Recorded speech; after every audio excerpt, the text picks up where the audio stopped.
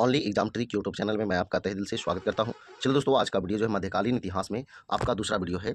और पहला वीडियो जो है अरबों के आक्रमण से संबंधित है और दूसरा वीडियो जो है दिल्ली सल्तनत से संबंधित है। थोड़ा सा लंबा वीडियो होगा क्योंकि दिल्ली सल्तनत से बहुत सारे प्रश्न आपको एग्जाम में पूछे जाते हैं।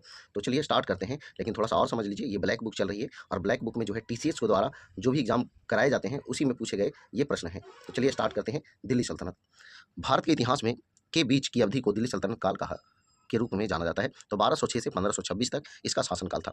सल्तनत काल 1206 से 1526 के दौरान कितने राजवंशों ने दिल्ली पर शासन किया? तो 5 राजवंशों ने। गुलाम वंश यानी कि मामलुक वंश 1206 से 1290, खिलजी वंश 1290 से 1320 और तुगलक वंश 1320 से 1414 और सैयद वंश 1414 से 1451 और लोधी वंश 1451 से 1526 तक।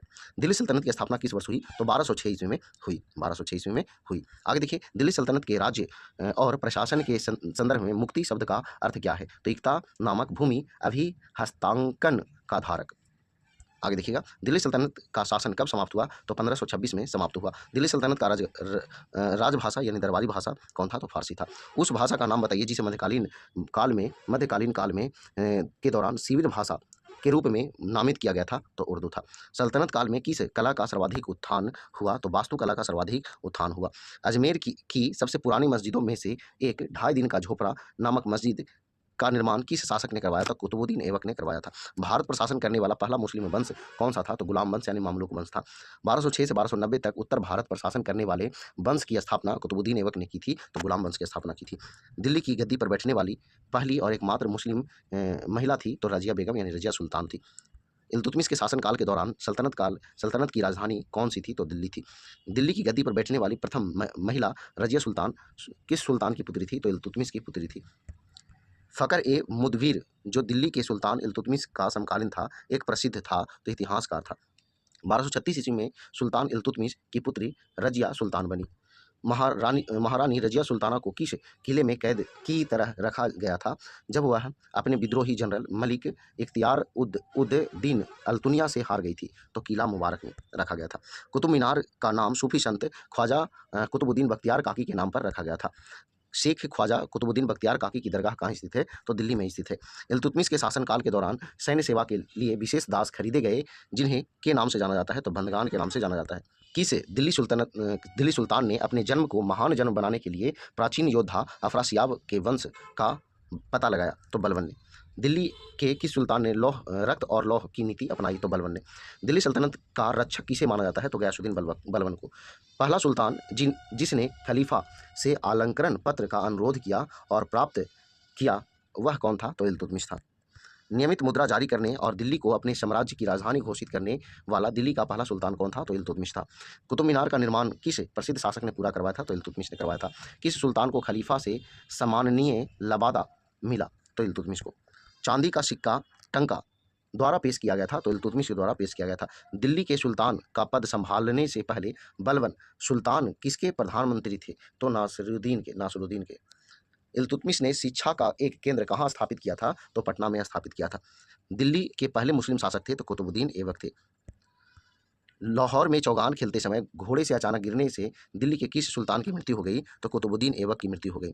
विजित भूमि की देखभाल करने के लिए मोहम्मद गौरी ने अपने भरोसेमंद जनरल को पीछे छोड़ दिया था तो कुतुबुद्दीन ऐबक को पीछे छोड़ दिया था। कुब्बत उल इस्लाम मस्जिद का निर्माण किसने करवाया था? तो कुतुबुद्दीन ऐबक ने।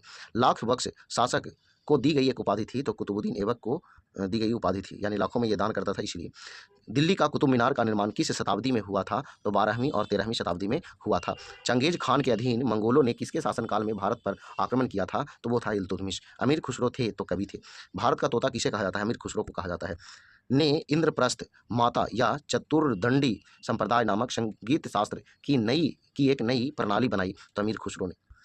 सल्तनत की सबसे बड़ी स्थायी सेना जिसे सीधे राज्य द्वारा भुगतान किया जाता था किसके द्वारा बनाई गई थी? तो अलाउद्दीन खिलजी के द्वारा बनाई गई थी। वह सुल्तान जिसने खुद को दूसरा सिकंदर यानी सिकंदर ईशानी बताया वह था? तो अलाउद्दीन खिलजी था। दक्षिण भारत पर विजय का प्रयास करने वाला दिल्ली का पहला सुल्तान कौन था? तो अलाउद्दीन खिलजी था। दिल्ली का कौन सा सुल्तान दक्षिण भारत में सैन्य अभियान शुरू करने वाला पहला सुल्तान था? तो अलाउद्दीन खिलजी था।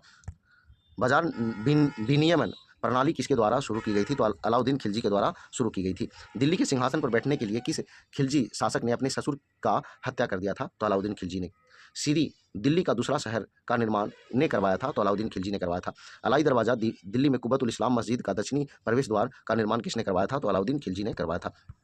अलाउद्दीन खिलजी ने मालवा पर किस वर्ष कब्जा किया था? तो 1305 में किया था। पहला मुस्लिम शासक कौन था जिसके साम्राज्य में लगभग पूरे भारत को उसके दक्षिण अंत तक तय किया था? तो ये जो है अलाउद्दीन खिलजी। दिल्ली के खिलजी सुल्तान थे तो तुर्क थे। दिल्ली जनरल जो सफलतापूर्वक मदुरई तक पहुंचा वह था तो मलिक काफूर था। हौज खास किला भारत के किस शहर में स्थित है? तो दिल्ली में स्थित है। अलाउद्दीन खिलजी के शासनकाल के दौरान अध्यक्षों में से कौन एक था? तो गयासुद्दीन तुगलक था। कौन था? गयासुद्दीन तुगलक। जलालुद्दीन फिरोज खिलजी द्वारा स्थापित खिलजी या खिलजी वंश ने के बीच भारतीय उपमहाद्वीप के बड़े हिस्से पर शासन किया। तो 1290 से 1320 तक। अलाउद्दीन खिलजी का पहला सैन्य अभियान किसके खिलाफ था? तो गुजरात के खिलाफ था।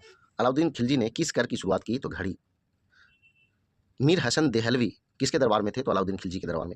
दिल्ली के सुल्तान अलाउद्दीन खिलजी के हाथों में जाने से पहले गुजरात पर शासन करने वाला अंतिम राजवंश कौन सा था? तो बघेला राजवंश था। कर्णदेव शासक थे।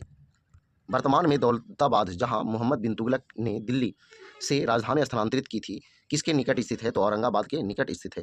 तांबे और पीतल के सिक्कों का उपयोग करने वाली सांकेतिक मुद्रा मोहम्मद बिन तुगलक द्वारा किस देश के उदाहरण पर आधारित थी? तो चीन के उदाहरण पर आधारित थी। मोहम्मद बिन तुगलक ने अपनी राजधानी स्थानांतरित की थी तो दिल्ली से देवगिरी यानी दौलताबाद की थी। ब्राह्मणों पर भी जजिया लगाने वाला दिल्ली का सुल्तान था फिरोज शाह तुगलक था। दिल्ली के किस सुल्तान ने एक रोजगार विभाग, एक दानी संस्था विभाग और एक धर्मार्थ अस्पताल की स्थापना की? तो फिरोज शाह तुगलक ने। कुतुब मीनार जैसा कि हम वर्तमान में पाते हैं अंततः किसके द्वारा फिर से बनाया गया था? तो ये फिरोज शाह तुगलक के द्वारा। मोहम्मद बिन तुगलक असफल रहा क्योंकि वह व्यवहारिक राजनेता नहीं थे।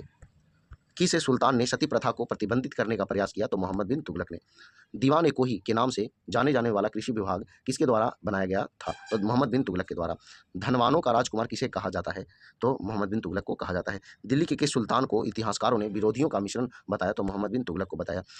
1329 से ईस्वी और 1330 ईस्वी के बीच तांबे के सिक्के की सांकेतिक मुद्रा किसने जारी किया? तो मोहम्मद बिन तुगलक ने जारी किया। मोहम्मद बिन तुगलक में कुशल था तो दर्शन शास्त्र में कुशल था। किस राजवंश के सुल्तानों ने सबसे लंबे समय तक शासन किया? तो तुगलक वंश। एक मोरक्को यात्री जो अपनी व्यापक यात्राओं के लिए जाना जाता है 14वीं शताब्दी में मोहम्मद बिन तुगलक के शासनकाल के दौरान आता है तो इब्न बतूता। तैमूर ने किसके शासनकाल में भारत पर आक्रमण किया था? तो नासिरुद्दीन महमूद शाह के शासनकाल में। तैमूर लंग द्वारा ईस्वी में दिल्ली पर आक्रमण ने तुरंत तुगलक साम्राज्य के अंत को चिन्हित किया। तो 1398 में ये तैमूर लंग ने आक्रमण किया था। दिल्ली सल्तनत के किस सुल्तान ने अपनी राजधानी दिल्ली से आगरा स्थानांतरित की थी? तो सिकंदर लोदी। तुगलक वंश के बाद भारत में कौन सा राजवंश सत्ता में आया था? तो सैयद वंश। किस दिल्ली सुल्तान ने सल्तनत के इतिहास में पहली बार किसी मंगोल क्षेत्र पर कब्जा करने के अभियान की योजना बनाई थी? तो मोहम्मद तुगलक। बंगाल के किस शासक का चीन के साथ संबंध था? तो गयासुद्दीन आजम शाह का। आगे देखिएगा, सैयद वंश की स्थापना किसने की थी? तो खिज्र खान ने की थी। खतौली की लड़ाई 1517 में मेवाड़ के राजा राणा संगा ने दिल्ली के सुल्तान इब्राहिम लोदी को हराया और उसे कैद किया और फिरौती देने के बाद उसे रिहा किया। 1451 ईस्वी में लोदी वंश का संस्थापक शासक कौन था? तो बहलोल खान लोदी। इब्राहिम लोदी दिल्ली का सुल्तान कब बना? तो 1517 ईस्वी में बना।